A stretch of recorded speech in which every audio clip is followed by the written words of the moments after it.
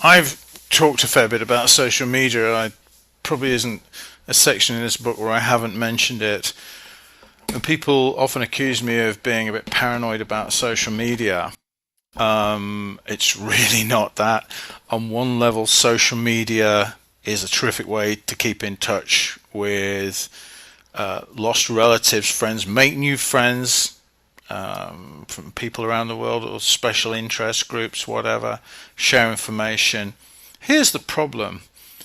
Usual networking is by particular interest. So, for instance, you will go onto the web and you may join a fishing forum and you may want to buy some hooks. You want to find out which are the best hooks. You ask the guys and girls on the forum and they'll tell you. So that's sort of common interest. Another one would be I go onto a lot of professional plumbers and things like that, learn about home improvement tips from professionals. So that's very useful. So what filters out who are in those groups is a particular interest.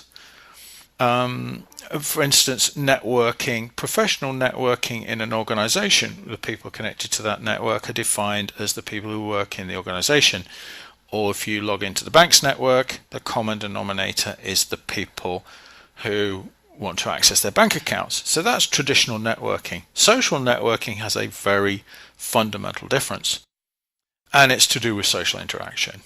Now, the thing about social interaction is it's a big issue in human perception because we've talked about world model.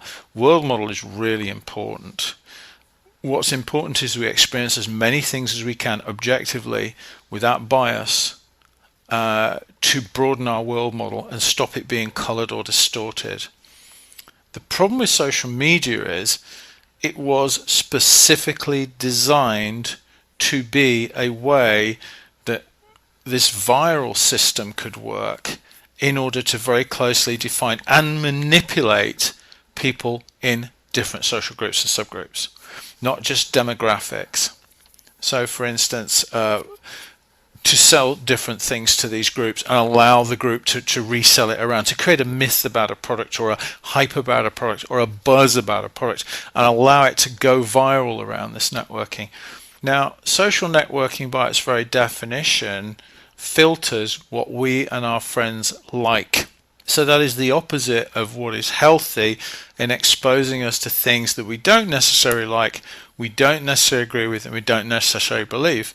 So we need to be exposed to those things, the real world, in order to balance things out, to lessen the temptation or lessen the tendency to have our world model colored. Now, it shouldn't be stuff we read, but what tends to happen is the stuff we read tends to lead us into further research about subjects.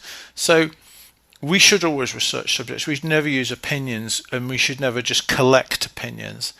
We should be intrigued to research further and go and look for real solid research from people not on social networks who've really done the research and get real information, which would balance out our exposure to make us read things that we wouldn't necessarily agree with or like, but it's going to give us a fairer view of things. Now, the problem with social networking, it doesn't do that. It tends to filter out things we don't like, don't believe in, tends to give us things we do like, do believe in.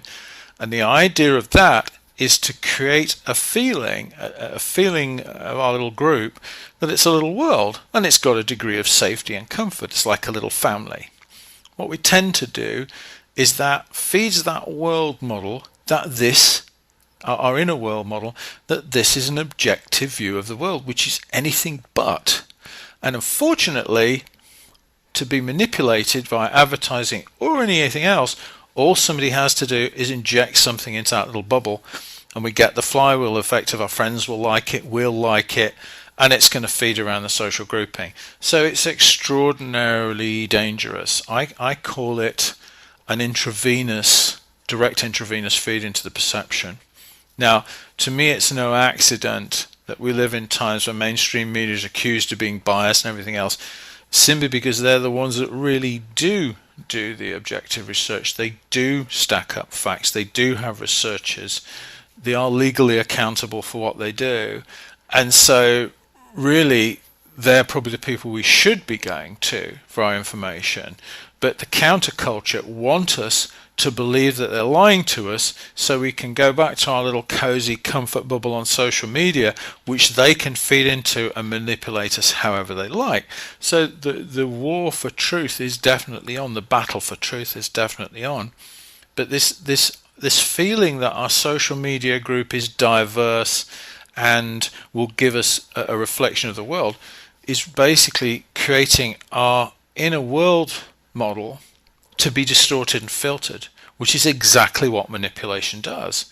And so the thing is that a healthy networking would give us people we would never normally connect with, that we would never normally be exposed to. It's not other opinions, it's just a broader exposure to things.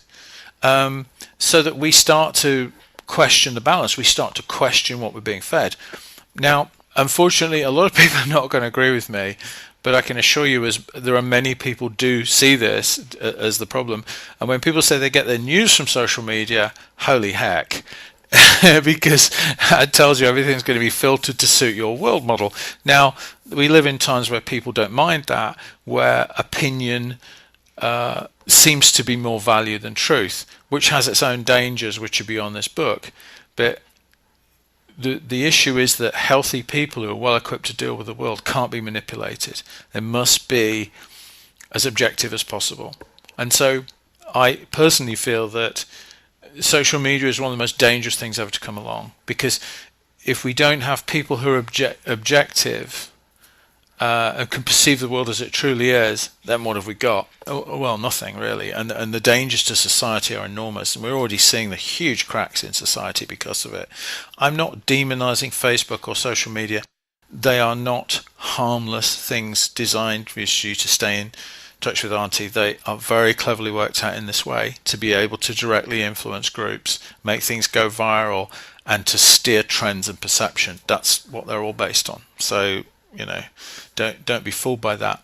The problem is that nation states can equally do that and feed into this stuff. And if we trust it, if we treat it anything more than just gossip, our world model is going to be distorted. So we'll be absolutely convinced that something is true, and you could torture us and we wouldn't change our view, but we're completely wrong. So that is an extraordinary danger in my view. I like social media, but I treat it as the gossip in the bar. Likewise with news, I seek objective channels, but I'll research as much as I can. So the best thing to do is to not form an opinion. The best thing to do is try to just be rather cynical about everything you read and if it's important to you, research it properly. Not opinions, but facts.